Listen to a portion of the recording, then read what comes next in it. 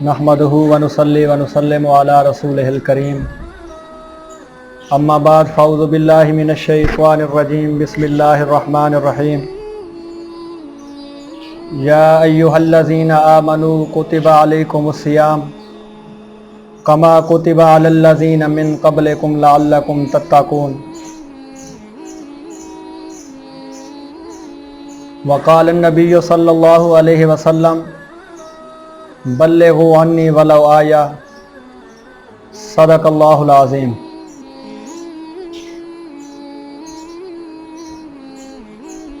मैंने आप हजरात के सामने कुरान मजीद फ़ुरक़ान हमीद में से 2-3 आयातों की तिलावत फरमाई है। दुआ है अल्लाह रब्बुल इज़्ज़त से कि मुझे हक़ सच बयान करने फिर उस पर हम सब को अमल करने की तौफ़ीक़ अता फ़रमाए।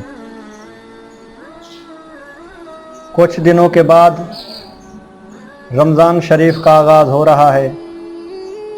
दुआ है अल्लाह ताला से कि हम सब को बखैरियत और आफ़ियत के साथ रमज़ान तक पहुँचने की तौफ़ीक़ अता फ़रमाए और फिर उस रमज़ान शरीफ में रोज़े रखने और रमज़ान का एहतराम करने की तौफ़ीक़ अता फ़रमाए। तो मैंने आप हज़रात के सामने कुरान मजीद से कुछ आयातों की तिलावत फरमाई है कि या अय्युहल्लज़ीना आमनू, ऐ ईमान वालो, कुतिबा अलैकुमुस सियाम, कि फ़र्ज़ किए गए तुम पर रोज़े। यहाँ पर कुतिबा जो है ये फ़र्ज़ियत के माने में है। अलल्लज़ीना मिन क़ब्लिकुम, जैसा कि फ़र्ज़ किए थे हमने रोज़े तुमसे पहले लोगों पर, लअल्लकुम तत्तक़ून, ताकि तुम परहेज़गार बन जाओ। परहेज़गार हम कैसे बनेंगे, तो इसकी एक मिसाल आपको समझाने के लिए मैं देना चाहता हूँ। वो ये है कि सुबह सादिक से लेकर गुरूब आफ़ताब तक खाने पीने से रुके रहने का नाम रोज़ा है। अगर इन औकात में अगर कोई आदमी हलाल चीज़ भी खाएगा तो ये उनके लिए हराम है।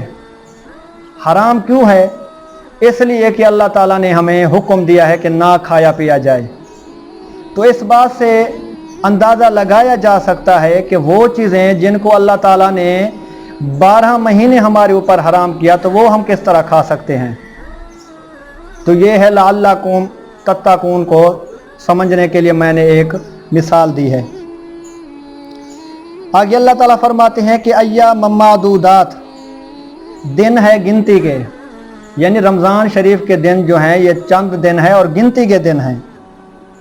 फमन कान मिनकुम मरीज़न, बस जो शख्स तुम में से मरीज़ हो, औ अला सफ़रिन, या सफ़र पर हो, फ़इद्दतुन, बस गिनती वो पूरी करे, मिन अय्यामिन उखर, दूसरे दिनों से।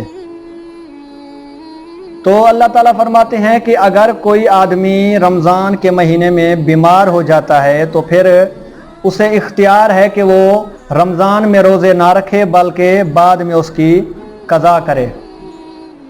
लेकिन शर्त यह है कि मर्ज़ ऐसा हो जो रोज़ा रखने से माने हो और उसको स्पेशलिस्ट डॉक्टर ने रोका हो कि रोज़ा रखना तेरे लिए नुकसानदेह है, तो ऐसा आदमी जो है वो रमज़ान में रोज़ा ना रखे और बाद में उसकी कज़ा करे।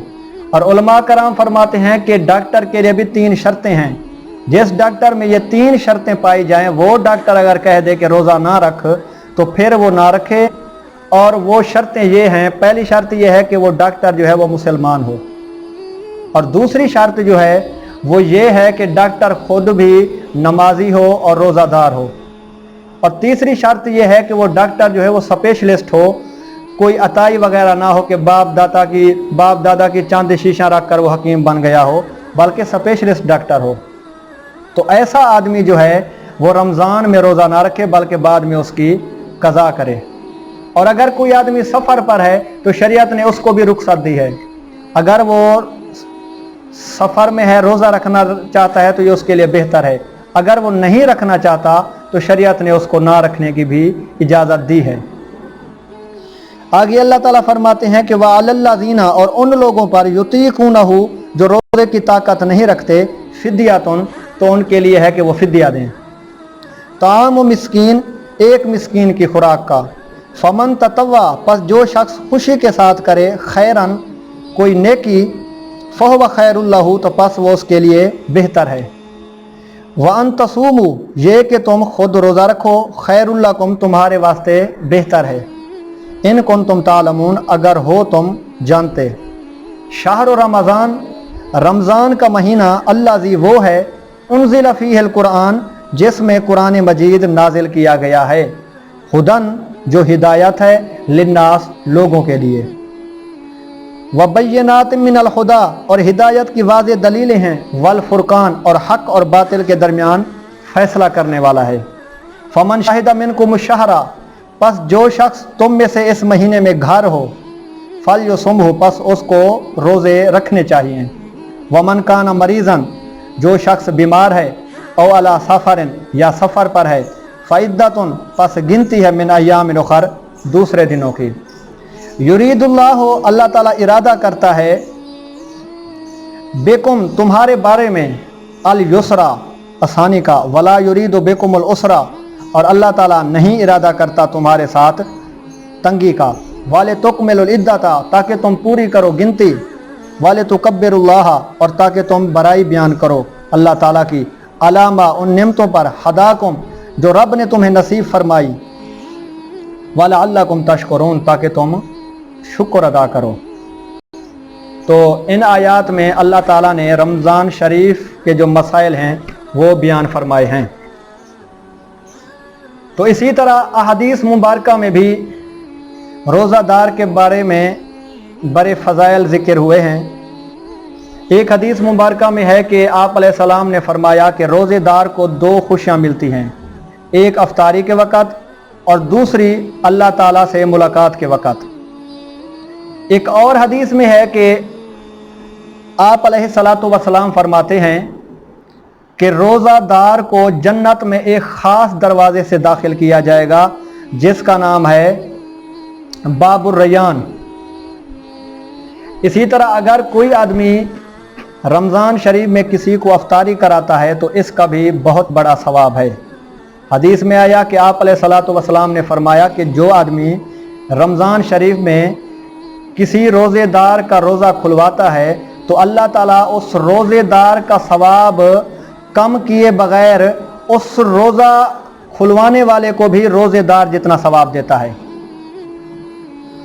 लेकिन शर्त यह है कि जिन लोगों को बुलाया जाए दावत पर वो रोज़ेदार हों, ये सियासी इफ्तारियाँ ना हों, जैसा कि कुछ आदमी MPs MNAs वगैरह को बुला लेते हैं।